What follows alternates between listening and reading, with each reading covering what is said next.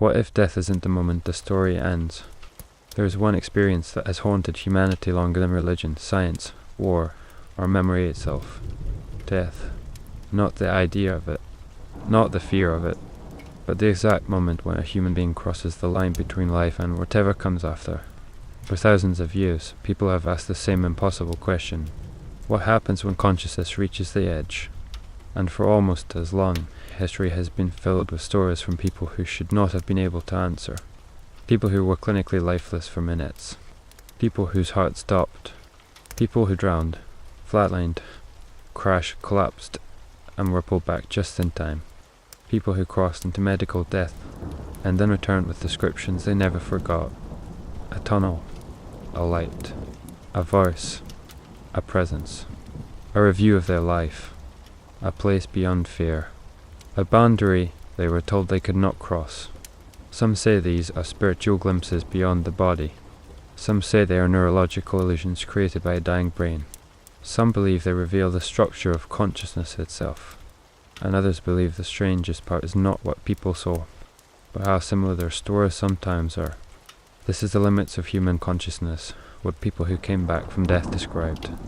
A documentary about near-death experiences, the science that tries to explain them, the mysteries that refuse to disappear, and the terrifying possibility that death may not be as simple as we once believed. And in part 1, we begin with the question that makes every explanation feel incomplete. What if a person can be closer to death than medicine is comfortable with, and still come back with a memory? The line between life and death is not as clean as people imagine.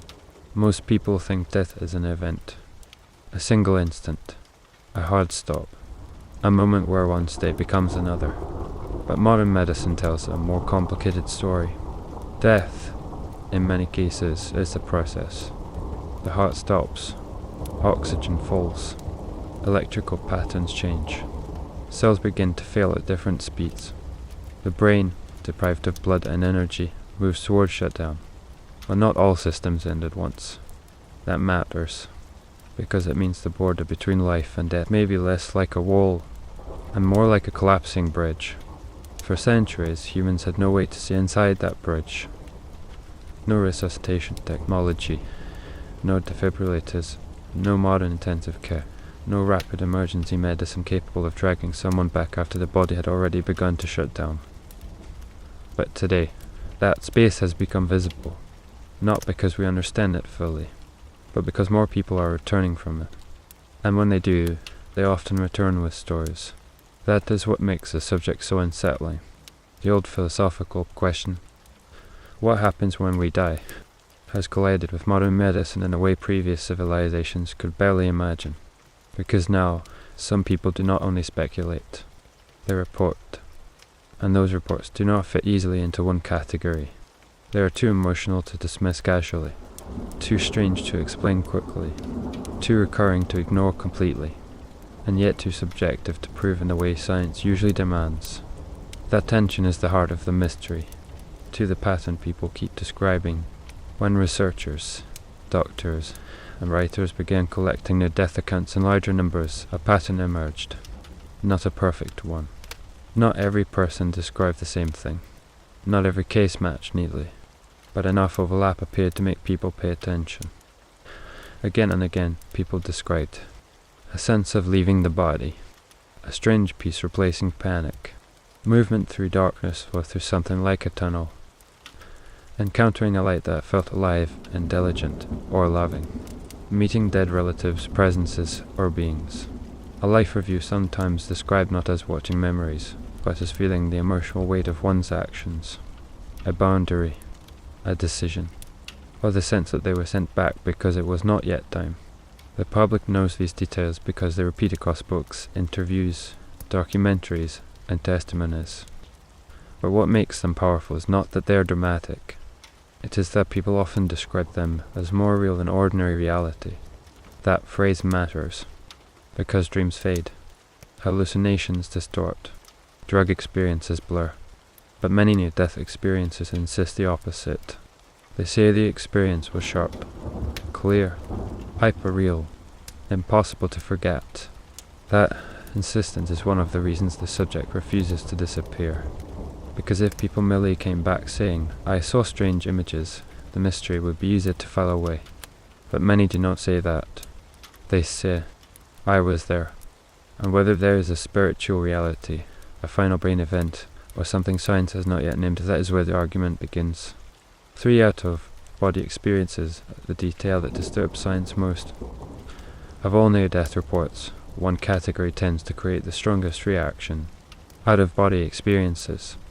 These are cases where a person reports perceiving the room, the people, the procedures, or events happening around their body while they were believed to be unconscious or clinically unresponsive.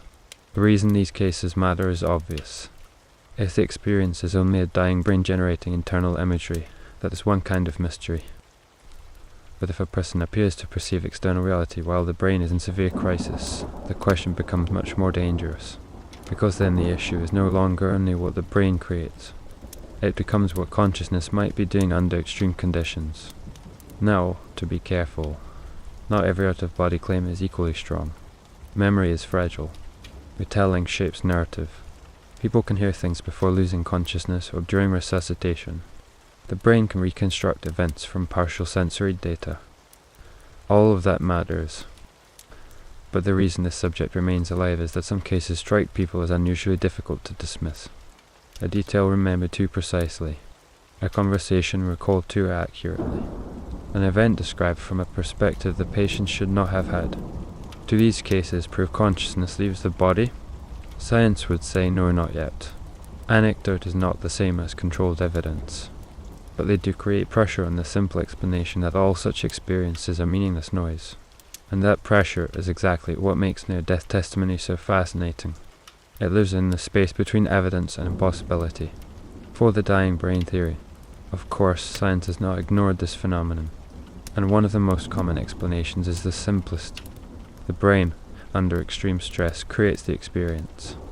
Lack of oxygen, surges of neurochemicals, disruptions in temporal lobe activity, changes in visual processing, the collapse of normal sensory integration, a final storm of brain activity as systems fail. This theory has real force behind it. It explains why tunnels might appear because vision narrows under physiological distress, why peace might emerge because neurochemistry changes under trauma, why memories might flood because the brain enters unstable states, why presences or beings might be perceived because consciousness under extreme stress does not behave normally. And for many scientists, that is enough. No afterlife required. No supernatural leap. Just biology at the edge of failure. But there is a problem. The dying brain theory explains how an experience might happen. It does not fully explain why the experience feels so structured to so many people, why recurring themes emerge, why the emotional tone is often so consistent, why the aftermath can permanently transform personality, fear, and worldview. Because near-death experiences do not usually return people as they were. Many come back changed, less afraid of death, less materialistic, more spiritually oriented, sometimes disoriented, isolated, or even depressed because ordinary life feels thinner than what they experienced. That kind of lasting psychological transformation makes the phenomenon harder to dismiss as mere random neural noise. After all, a random electrical storm should feel random. But to many experiences, this did not feel random at all. It felt organized, meaningful, directed, and that is why the scientific explanation, while powerful, does not fully close the case. 5. The spiritual interpretation and why it endures. Long before modern hospitals, religions and spiritual traditions already contained stories of soul travel, thresholds, judgment, guides, ancestors, radiant beings, and return from the edge of death. That is one reason near-death experiences feel so ancient, because even when described in modern language, they echo something very old. To spiritual thinkers, this is not surprising. They would say near-death reports are not hallucinations at all. They are glimpses into a genuine transition state, an encounter with a level of reality that ordinary waking consciousness cannot normally access. In that framework, the tunnel is not symbolic. The light is not a brain artifact. The life review is not memory malfunction. The boundary is not delusion. It is exactly what it seems to be. A person approaching death and perceiving something beyond the body. This interpretation remains powerful not only because of religion, but because it matches the subjective intensity of the people who report these experiences. Many survivors do not merely believe something happened. They are convinced, and conviction of that scale affects families, cultures, and whole communities. Still, the spiritual interpretation has its own challenges. Near-death experiences are not identical across all cultures. Descriptions can be shaped by expectation, belief, and language. Children report things differently than adults. Some accounts are peaceful, others confusing, dark, or fragmented. So while spiritual models explain the depth and seriousness of the experience for many people, they do not eliminate the complexity either. Instead, they shift the mystery into a bigger question. What if consciousness is more than brain activity, but still filtered through culture, memory, and personal identity? That possibility is harder to measure, but it refuses to go away. 6. The life review, the detail that feels almost too specific. One of the strangest recurring elements in near-death reports is the life review. People do not always describe it as watching a film. Often, they describe it as something much more invasive and much more intimate, as if their life unfolded all at once, as if moments returned with impossible clarity, as if they did not just see what they had done to other people, but felt what it was like for those people. That detail is what makes the life review so psychologically powerful. It is not just memory. It sounds like moral memory, and that is part of why near-death experiences affect people so deeply after their turn. Because a life review, if experienced as real, is not merely informative. It is judgment without a courtroom, understanding without language, a collapse of time into consequence. For some, this sounds profoundly spiritual. For others, it may represent the brain integrating memory and emotion in an extreme state. But whichever explanation you prefer, the specificity of the motif is difficult to ignore. Why this structure? Why not random dream chaos? Why moral intensity? Why coherence? Again, this is where every explanation leaves something behind. The spiritual explanation explains meaning. The neurological explanation explains mechanism. Neither completely destroys the other, and that is why near-death experiences remain so compelling. They are too psychological to hand entirely to religion, too existential to hand entirely to medicine. 7. The darker reports people talk about less. Most public conversation around near-death experiences focuses on peace, light, love, and transcendence. But that is not the whole story. Some people return describing something darker: confusion, fear, isolation, a void, disturbing presences, a sense of being trapped, or entering a state that felt empty rather than comforting. These accounts are discussed less often, perhaps because they are harder to market, harder to spiritually romanticize, and harder to fit into hopeful narratives about death. But they matter, because they complicate the idea that near-death experiences are one single phenomenon with one emotional tone. If some people encounter peace and others encounter terror, then several possibilities emerge. Different brain states produce different experiences. Expectations influence what is perceived. Cultural beliefs shape interpretation. Or the threshold itself is more varied than people want to admit. These darker cases deserve attention because they remind us that human consciousness at the edge of death may not be simple, uniform, or emotionally neat. It may be unstable territory, and that makes the entire subject feel even more serious. Because if death's boundary produces radically different experiences depending on who crosses it and under what conditions, then we are not dealing with a single myth. We are dealing with a field of extremes. 8. What the phenomenon really threatens. Near-death experiences are not just emotionally interesting. They threaten categories. If they are purely neurological, then consciousness is still stranger than most people realize. If they are partly spiritual, then materialist assumptions about mind and death may be incomplete. If they involve both biology and something beyond current measurement, then science may be staring at a frontier it cannot yet map. That is why this topic creates discomfort on all sides. Strict skeptics fear premature mysticism. Strict believers fear over-medicalization of the soul. And ordinary people are left in the middle, listening to stories that feel too sincere to dismiss and too impossible to prove. Perhaps that is why the subject remains so emotionally charged.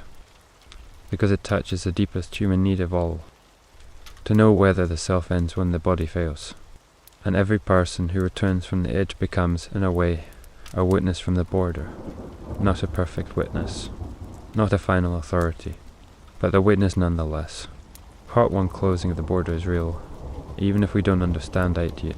In Part 1, we explored the uneasy territory between medical death and remembered experience. We saw that death is not always a clean instant, but a process. We looked at the recurring patterns in near-death accounts, tunnels, lights, presences, boundaries, life reviews, and out-of-body perception. We examined the dying brain theory, the spiritual interpretation, and the cases that refused to fit neatly into either one. And we touched the darker side of the phenomenon, the experiences people talk about less, but never fully forget. But Part 2 goes deeper. Because next, we move beyond the description of near-death experiences and into their consequences. Why do these experiences change people so dramatically? Why do some doctors take them seriously while others dismiss them?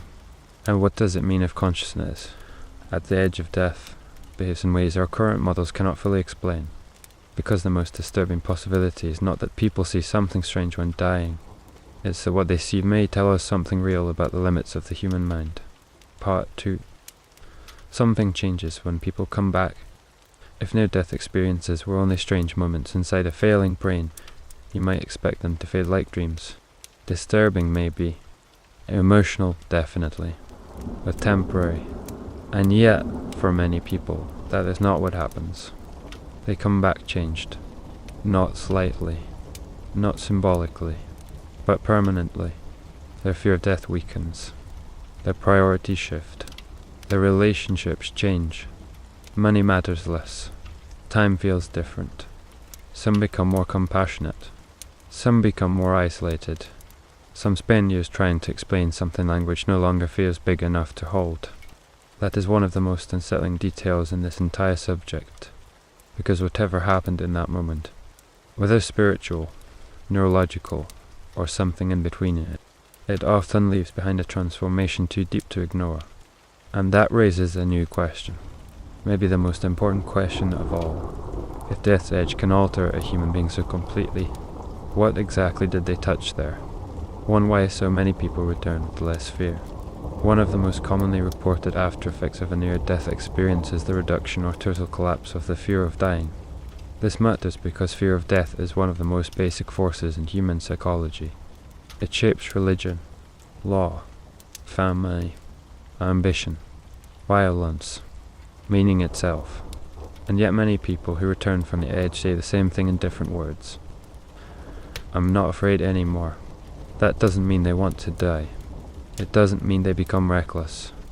It means something inside them seems to settle. For some, the experience feels like proof that consciousness continues. For others, it feels less like proof and more like a deep intuitive certainty, something beyond argument, beyond evidence, beyond logic. Skeptics might say this is a coping response. A brain that survives trauma may reinterpret the event in a way that makes life emotionally bearable, and that is possible. But the intensity of the change is what keeps the subject alive, because these are not always small shifts in belief. Sometimes they are total reorganizations of identity. A materialist becomes spiritual. A previously anxious person becomes calm. A life built around status or achievement becomes reoriented towards love, meaning, or service. It is very difficult to treat transformations that deep as trivial side effects. Something happened. And even if we cannot yet agree on what it was, the change itself is real. To the doctors who listen and the ones who don't, medicine has always had an uneasy relationship with experiences it cannot easily measure. That tension is especially obvious here. Some doctors hear near-death reports and file them under trauma, hallucination, oxygen deprivation, or post-crisis memory reconstruction. To them, the case is emotionally understandable but scientifically limited. Subjective. Powerful, yes, but not proof of anything outside the brain. Other doctors take a different view. Not necessarily because they abandon science, but because they notice patterns that feel too structured, too persistent, too life-changing to dismiss carelessly. They hear patient after patient describe similar motifs. They see people altered in profound and lasting ways. They encounter cases where timing, perception, or clarity seem difficult to reduce to simple noise, and so the split grows, not between science and nonsense, as people like to pretend, but between different interpretations of what unusual data means. That distinction matters, because the real debate is not whether people report these experiences. They do. The debate is about what category of reality those reports belong to. Private brain event, psychological survival mechanism, threshold consciousness, spiritual encounter, and because none of those answers fully eliminates the others, the subject remains open in a way medicine is rarely comfortable with. 3. The problem of consciousness itself. The deeper this subject goes, the more it runs into a problem larger than near-death experiences. Science still does not fully understand consciousness. We can study correlates, map brain regions, measure activity, track injury, observe what changes perception, memory, mood, and awareness. But the raw fact of subjective experience, the existence of an inner world, remains one of the hardest problems in science and philosophy. Why does the brain produce experience at all? Why is the A self inside the machinery? Why does awareness feel like something from the inside instead of merely functioning like a process? Near-death experiences hit the unresolved problem directly. Because if consciousness is only the product of organized brain activity, then extreme brain failure should move experience toward collapse, fragmentation, or nothingness. And sometimes maybe it does. But many reported experiences do not feel like collapse.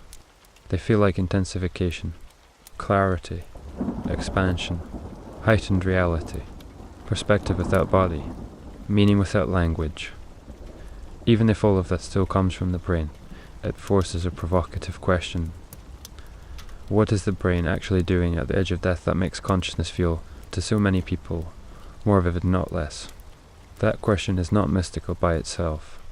It is scientific, and it remains unanswered in any final way.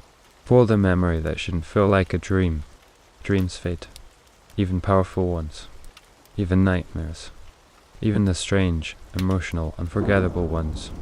But near-death experiencers often describe the opposite. They say the memory remains sharper than ordinary dreams, sharper than imagination, sometimes even sharper than daily life. Years later, details remain emotionally alive. The feeling remains intact. The experience continues to shape decisions, beliefs, relationships, and identity. This is one of the strongest reasons people resist dismissive explanations, because dismissiveness often sounds too small for the scale of the aftermath. When someone says, "It was just the brain under stress," the experiencer often hears that as a reduction of something they consider more significant than any other moment in their life. And maybe the gap between clinical description and lived meaning is part of why this topic stays emotionally charged. Because even if science eventually explains the mechanism perfectly, it may still fail to explain the subjective weight. A mechanism is not the same as a meaning. To the person who came back, the experience is not important because it was unusual. It is important because it felt ultimate. That feeling is not easy to erase with terminology. 5. The cases people argue about most. There are certain reports that remain controversial precisely because they seem to press hardest against ordinary explanation. Accounts where people describe procedures, conversations, or events around their bodies. Accounts where children report experiences with unusual clarity. Accounts where experiences describe meeting relatives they did not know had died. Accounts that later get retold and debated so intensely they begin to blur between testimony and legend. Now, these cases must be treated carefully. Some become stronger in retelling. Some gain myth as they travel through books and documentaries. Some are sincere but incomplete. Some are emotionally persuasive without being scientifically decisive. Still, the reason they survive is simple. They create pressure. Pressure against the claim that every near-death report can be reduced to random internal imagery. Not proof, not final evidence, but pressure. And sometimes pressure is enough to keep a mystery alive for generations. Because human beings do not need certainty to remain haunted. They only need enough unresolved structure to realize the easy answer may not be enough. 6. What if both sides are partly right? This may be the most intellectually honest possibility of all. What if near-death experiences are neither just hallucinations nor something fully separated from biology? What if the brain is deeply involved, but not in the simple, dismissive sense people often mean. What if the brain is not merely generating nonsense under stress, but mediating a threshold state of consciousness we do not yet understand? That possibility would explain why the phenomenon has both physiological and existential features, why it can be influenced by bodily crisis, but still feel structured, why cultural interpretation matters, but recurring patterns remain, why science can identify mechanisms without dissolving mystery, why spiritual interpretations can feel true without becoming universally identical. This middle ground frustrates people because it refuses clean tribal answers. It does not let strict materialism fully relax. It does not let easy mysticism fully win. It leaves the door open. But perhaps the door was always open. Perhaps the most honest thing about the edge of death is that it exposes how incomplete our categories still are. 7. The limit of language. There's another detail repeated across countless reports. People say they cannot fully describe it, not because they forgot, but because ordinary language feels too narrow. They reach for metaphors. A tunnel, a light, a presence, a boundary, love, knowing, home. These words are not precise scientific measurements. They are approximations, verbal attempts to drag something immense back into a world of nouns and sentences. That failure of language matters, because it suggests the experience, whether spiritual or neurological, may operate outside the structures by which ordinary consciousness usually describes reality. Time feels different. Identity feels different. Meaning feels immediate rather than interpreted. Knowledge is felt rather than explained. This is one reason near-death experiences are so difficult to debate cleanly. The people who report them often feel certain, but the certainty arrives wrapped in metaphor. Science prefers precision. Experience returns with symbols, and between those two the argument continues. 8. The final possibility. So what do near-death experiences actually prove? Honestly, less than believers want, and more than skeptics often admit. They do not conclusively prove an afterlife. They do not conclusively prove the soul leaves the body. They do not conclusively destroy neuroscience, but they also do not disappear under easy dismissal. They prove something happened to human beings at the edge of death that remains psychologically profound, recurring, and scientifically unresolved. They prove the boundary between brain, mind, and identity is stranger than most ordinary models allow. They prove that consciousness, under extreme conditions, can produce experiences that feel more real than life itself. And perhaps most importantly, they prove that death's border is not emotionally empty. People return from it carrying something. Whether that something is a final brain event, a doorway into a deeper layer of mind, or a genuine encounter with something beyond the body, the fact remains, they return changed. And sometimes change is the strongest evidence of all. Not evidence of what lies beyond, but evidence that the encounter with the boundary is real, powerful, and unlike almost anything else in human experience. We may not know what waits, but we know the edge is strange. Human beings have always wanted one impossible gift, to know what death is before death arrives. Near-death experiences do not solve that mystery. Not completely. Not cleanly. Not in a way that ends debate. But they do something almost as unsettling. They suggest the border is not silent. That consciousness, at the edge of collapse, may become stranger, sharper, and deeper than we are prepared to explain. Maybe the dying brain is more extraordinary than we realize. Maybe consciousness extends further than current science can measure. Maybe both are true at once. Whatever the answer, one fact remains difficult to escape. Too many people have returned from too close to the line, with too much conviction, for the subject to be ignored forever. We may not know what waits beyond death, but we know this. The edge is real. The experiences are real to those who have them. And whatever human consciousness truly is, it may not end as simply as we once believed. Thanks for watching The Limits of Human Consciousness, what people who came back from death described.